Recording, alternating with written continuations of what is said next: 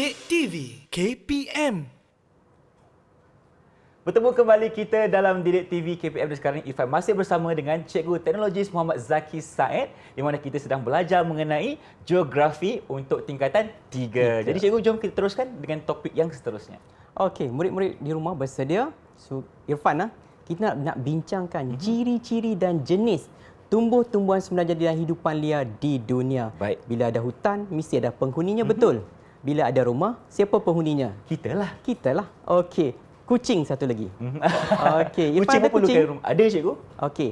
Nanti tukar belah link. Hai. Link. Saya risau juga kalau bila link kan haiwan liar tu Cikgu. Ya, berbahaya. Okey, baiklah murid-murid, kalau dah bersedia kita akan bincang iaitu jenis dan ciri tumbuh-tumbuhan semenanjung dan hidupan liar. Okey, baiklah, kita nak lihat jenis dan ciri di kawasan gurun panas. Okey, kalau panas, apa haiwannya dan apa tumbuh-tumbuhannya? Okey, baiklah. Kita lihat ciri-ciri yang pertama.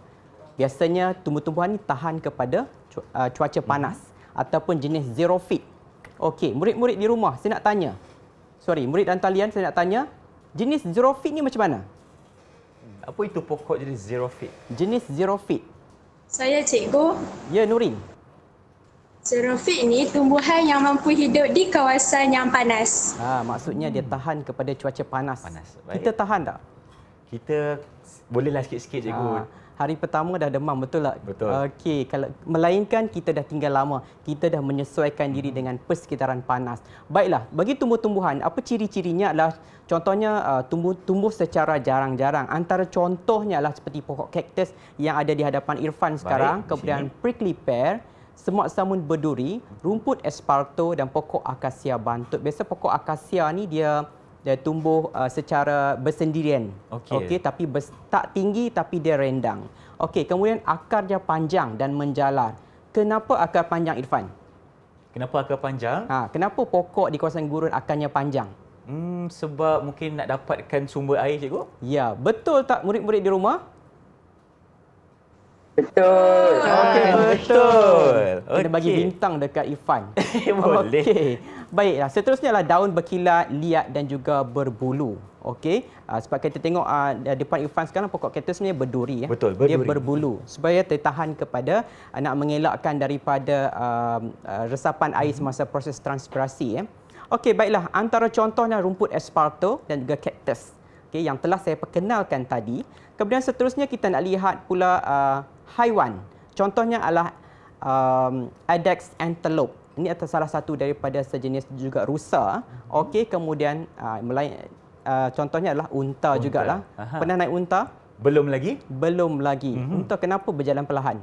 Kenapa jalan perlahan Cikgu? Sebab dia kena ada carry air dekat belakang dia.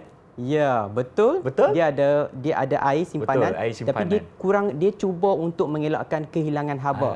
sebab Kalau dia Irfan berlari laju, Okey. tentunya berpeluh, betul? Penat pula tu. Ya, okey. Antara ciri haiwannya adalah jenis nocturnal. Apa itu nocturnal? Saya nak tanya, saya tak dengar suara Ilham lagi. Nocturnal ni apa? Ilham? Nocturnal ialah haiwan yang aktif pada waktu malam, cikgu. Ya, betul. Okey, aktif pada waktu malam. Siang dia buat apa, Irfan? Siang dia berehatlah kot. Berehat, berteduh di bawah pokok. Baik. Okey, antara contohnya adalah unta, kalajengking, tikus jerbor, cicak hutan, biawak pasir. Pernah dengar biawak pasir? Pernah. Irfan? Ataupun dog. Pernah dengar. Okey, dog ni Irfan biasanya digunakan secara tradisional untuk meningkatkan tenaga kekuatan kelakian lah, biasanya dipercayai oleh orang-orang Arab. Kemudian musang fennec, kemudian Adex antelope dan juga rusa gazel. Kedua Adex dan antelope ni dengan rusa gazel ni merupakan spesies yang sama, tetapi bezanya adalah rusa gazel ni tanduk dia lebih lurus, lebih tajam, kemudian dia ada satu garisan belang hitam di bahagian perut dia. Okey, seterusnya kita nak lihat pula iaitu jenis tumbuh-tumbuhan di kawasan hutan monsun tropika. Ciri-cirinya ialah berkayu keras. Antara contohnya pokok jati. Pokok jati murid-murid boleh buat apa murid-murid? Pokok jati biasanya lah kamu jumpa. Digunakan untuk membuat Perabot, cikgu. Perabot. Betul. Betul. Sebab dia lembut, Irfan. Boleh diukir-ukir. Kemudian antara lain contohnya adalah jelutung, buluh dan juga rotan. tumbuh antara 20 hingga 30 meter. Okey, sebenarnya hutan kita Irfan di Malaysia lebih tinggi daripada tumbuh-tumbuhan di kawasan hutan monsun tropika. Kita adalah hutan hujan tropika yang menerima cahaya matahari sepanjang tahun. Pokok kita lebih tinggi sehingga boleh mencapai 50 meter. Baik. Okey, hujung daunnya adalah berbentuk tirus, kemudian jarang kelihatan berlapis-lapis. Kalau Irfan lihat di sini okey, ini adalah jenis hutan yang hutan hujan tropika. Dia ada 4 lapisan. Lapisan bawah adalah lantai hutan, lapisan tengah, lapisan kanopi dan lapisan renjong. Ini adalah hutan hujan tropika. Berbanding dengan hutan monsun tropika, dia tidak kelihatan, tak nyata. Lapisan itu tidak nyata. Tidak nyata. Okey, kerana menerima cahaya matahari yang kurang daripada kita sebab kedudukan hutan kawasan di kawasan hutan monsun tropika ini jauh daripada garisan latitud 0 darjah. Baik. Okey, baiklah. Seterusnya kita nak lihat haiwan. Itu antaranya adalah buaya dan juga harimau. Okey, berbulu nipis, berkulit kedut dan bersaiz besar. Berbulu nipis. Antara haiwan berbulu nipis. Ada murid-murid nak bantu? Murid-murid di rumah? Berbulu nipis. Ya, cikgu. Ya. Saya cikgu. Nurin. Harimau. Harimau. Kalau berkedut? Gajah, cikgu. Gajah. Kalau besar? Bersaiz besar. Gajah. Gajah juga. Okey, baik. Kemudian lantai hutan biasanya didiami oleh rusa dan juga gajah. Kemudian lapisan atas hutan biasanya kita akan jumpa monyet dan pelbagai jenis burung. Kemudian merupakan haiwan jenis carnivore seperti harimau bengal, ular dan juga buaya. Baiklah, seterusnya kita lihat pula jenis tumbuh-tumbuhan di kawasan daun luruh sederhana. Saya laju ke Irfan? Okey, cikgu. Okey, Irfan tengah mencatat saya nampak. Betul, tengah fokus ni cikgu. Baiklah. Okey, antaranya adalah iaitu daun yang nipis dan lembut. Okey. Kenapa daun nipis dan lembut? Adam. Siapa boleh bantu? Silakan Adam. Cikgu, saya tak pasti, cikgu. Tak Kurang pasti. Okey, sebenarnya kalau daun nipis dan lembut sebab kawasan kawasan hutan atau luruh sederhana ini mengalami 4 musim. Jadi dia akan gugurkan daun apabila musim luruh. Jadi daunnya tidak begitu tahan kepada cuaca yang ekstrim. Okey, kemudian batang pokok berkulit tebal. Baik. Kemudian batang pokok berbentuk silinder dan mempunyai cabang. Spesies pokok kayu keras dan sederhana yang sangat bernilai, antara contohnya adalah pokok oak. Okey, di depan Irfan tadi adalah pokok oak yang tak terlalu tinggi tapi rendang, tapi dia berwarna-warni. Okey, boleh bertukar warna. Kemudian pokok poplar dan pokok elms. Okey, itu antara contoh tumbuh-tumbuhan semula jadi di kawasan daun luruh sederhana. Seterusnya kita lihat pula ciri-ciri hidupan liar di kawasan daun luruh sederhana.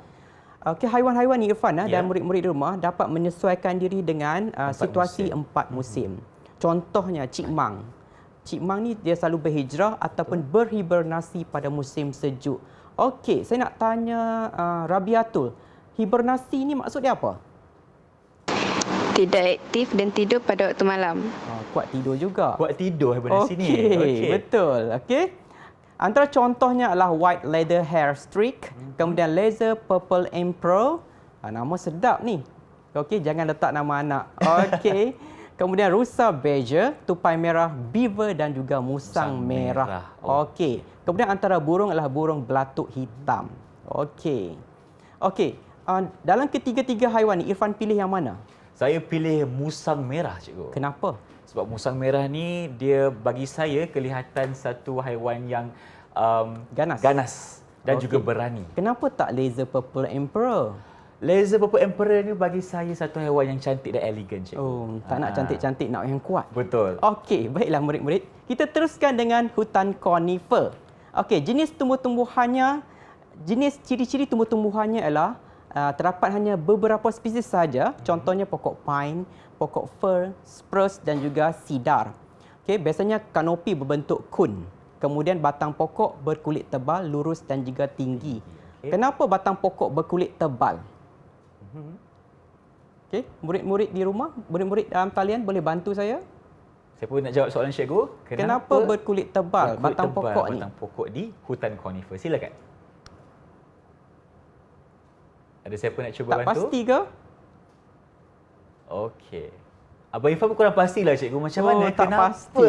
Kenapa kulit ni tebal cikgu? Sebab hutan conifer biasanya berada di kawasan yang tinggi dan sejuk. Jadi dia menyesuaikan diri untuk mengelakkan frost tadi. Okey. Sebab kawasan yang sangat ekstrim sejuk. Okey, kemudian kepadatan pokok sederhana, daun bersaiz kecil, halus dan juga berbentuk jarum. Kenapa berbentuk jarum? Nak tanya lagi. Ada tak? Kenapa berbentuk jarum? Halus berbentuk jarum. Kenapa? Saya cikgu, Ya, Nurin, silakan. Nurin atau Rabiatul? Nurin cikgu. untuk mengelakkan kekurangan air. Okey, maksudnya nak mengelakkan daripada kehilangan air Air. semasa proses transpirasi ya. Kemudian kita lihat pula permukaan daun bersalut lilin. Daun tu kecil-kecil tapi dia bersalut lilin. Kenapa pula bersalut lilin? Okey, Saya Adam. cikgu. Ya, Ilham. Silakan. Untuk mengelakkan ancaman frost. Okey, sama juga untuk mengelakkan ancaman frost. Okey. Biasanya kalau hutan conifer ni Irfan dan juga murid-murid di rumah walaupun nampak musim tapi dia tak gugur. Walaupun musim daun luruh dia tak gugur sebab daun dia tahan kepada cuaca yang ekstrim sejuk. Kemudian cuaca yang ekstrim panas juga tahan. Baik. Okey, kita boleh tengok pokok pine juga di kawasan contohnya di Malaysia ada iaitu di kawasan Bukit Fraser. Di banyak puncak-puncak gunung, maksudnya telah dibawa masuk ke dalam Malaysia lah. Okey, kemudian akarnya pendek dan sesuai untuk tumbuh di tanah podzol pada musim sejuk. Tanah podzol ni Irfan tanah yang jenis biasanya kekurangan zat. Okey. Banyak dia berwarna seperti abu, warna kelabu seperti abu sebabkan oleh faktor lebih banyak hujan di atas pegunungan menyebabkan dikategorikan sebagai tanah yang tidak subur. Baik. Jadi kalau tanah tak subur, kita tanam pokok Kita panggil pokok pine. pokok pine, betul. Tapi di kawasan hutan pergunungan sahaja. Okey. Okey, juga di kawasan tepi pantai sebenarnya boleh tanam. Sebenarnya ada spesies dia panggil spesies express. Kebanyakan ditanam di tepi-tepi pantai. Daun dia kecil-kecil, pokoknya tumbuh besar dan tinggi. Baik. Okey, ni contohnya pokok pine dan pokok sidar. Okey, apa ciri-ciri hidupan pula? Okey. Contohnya seperti burung dan binatang yang sangat aktif pada musim panas kerana mencari makanan. Okey, pada musim sejuk, contohnya rusa dan beruang akan berpindah ke kawasan yang lebih panas hingga ke bahagian selatan. Antara contohnya beruang, mus, ling dan tupai merah. Kemudian contohnya burung adalah burung hantu, belatuk, burung blue jay dan burung raven. Okey, burung raven pernah dengar? Pernah dengar tapi saya macam ingat lupa cikgu. Okey, kita tanya murid-murid kita yang dalam talian. Pernah dengar burung raven? Pernah cikgu. Benar cikgu. Macam mana burung raven tu? Cuba cerita sikit kat Abang Irfan macam mana. Di mana pernah tengok? Dalam cerita. Dalam cerita apa? Jangan cerita apa tu? Dalam cerita Harry Potter. Harry Potter. Cerita hantu. Okey, biasanya dikaitkan dengan roh-roh jahat lah. Ini jangan cerita Dan lah. burung raven ni berupa mangsa cikgu kan? Ya, sebenarnya burung gagak lah di Malaysia. Okey, ataupun crows kan. Okey. Saya nak tanya Irfan. Irfan pilih yang mana pula haiwan kat sini? Okey, kalau untuk kali Yang ni berjambul biru, Aha. berjambul hitam atau tidak berjambul? Irfan akan pilih blue jay. Blue jay. Okey, ini antara spesies haiwan yang ada di hutan conifer. Nak cantik juga kan? Betul. Okey, Acak burung tu. tak nak yang tak cantik. Okey, baik. Semua cantik cikgu. Okey, kalau murid-murid dah bersedia, saya nak tanya soalan. Baik, kita teruskan dengan uji minda yang ketiga. Okey. Jadi, silakan cikgu. Okey, jelaskan ciri-ciri tumbuh-tumbuhan semula jadi dan hidupan liar di gurun panas, hutan monsun tropika, hutan daun luruh sederhana dan hutan conifer. Saya nak pilih saja. Okey, saya bagi peluang untuk murid-murid pilih saja yang mana yang kamu nak jelaskan. Okey, siapa nak cuba? Siapa nak mulakan dulu, silakan. Saya cikgu. Ya, Adam, silakan. Okey, saya ingin cuba kawasan gurun panas cikgu. Gurun panas. Baik. Okey, silakan. Baiklah. Ciri tumbuh-tumbuhan semula jadi di gurun panas ialah berduri, daun berkilat dan tahan panas. Kalau haiwan? Manakala haiwan pula ialah berjenis nocturnal. Nocturnal, aktif pada waktu Waktu malam. Malam. Contohnya dog. Okey, haiwan bewak tu banyak tinggal di dalam pasir Betul. sebenarnya. Okey, satu lagi saya nak tanya. Okey, ada nak cuba satu lagi? Satu lagi. Mungkin boleh kongsikan hutan yang lain pula. Saya cikgu. Ilham. Okey, silakan Ilham. Ilham. Saya nak cuba monsun tropika cikgu. Monsun tropika. Okey, Baik. silakan. Ciri tumbuh-tumbuhan semula jadi di hutan monsun tropika ialah berkayu keras, tinggi mencapai 20 hingga 30 meter. Manakala hidupan liar pula berbulu nipis dan berkulit berkedut. Okey, betul Adam dan Ilham. Okey, saya nak bagi 3 bintang. Okey, kita nak lihat pelajar pemurid perempuan pula sebentar lagi. Okey, uji minda yang keempat. Baik. Kita persilakan Okey. murid perempuan pula. Berikan Cuba jawab. perbandingan kepelbagaian tumbuh-tumbuh semula jadi dan hidupan liar di antara hutan daun lurus sederhana dan hutan konifer. Saya nak panggil Nurin. Berikan perbandingan. Saya cikgu. Ya, Nurin. Perbandingan tumbuh-tumbuhan semula jadi di kawasan hutan daun lurus sederhana seperti daun nipis dan lembut. Manakala hutan konifer pula berdaun saiz kecil, halus dan berbentuk jarum. Okey, kalau haiwan, saya nak tanya Rabiatu pula. Apa perbezaan haiwan di kedua-dua kawasan hutan ini? Bagi kawasan konifer, cipmang akan berhijrah pada musim sejuk. Manakala bagi kawasan hutan daun lurus sederhana pula, rusa dan burung akan berpindah ke tempat yang lebih panas di bahagian selatan. Okey, kebanyakan haiwan ini akan berpindah. Betul, akan Okey? berhijrah. Ya, dan berhijrah. Saya nak bagi 4 bintang untuk keempat-empat pelajar Baik, kita. berikan kali tepukan ini. dulu. Okey, Okey. 4 bintang masing-masing. Dan nampaknya kita sudah memahami cikgu antara ciri-ciri hidupan liar dan tumbuhan di 4 kawasan di dunia. Ya, betul. Baik, apa kata sekarang kita berhenti berehat seketika boleh? Boleh. Jadi teruskan bersama kami tentunya di Didik TV KPM. Jangan ke mana-mana.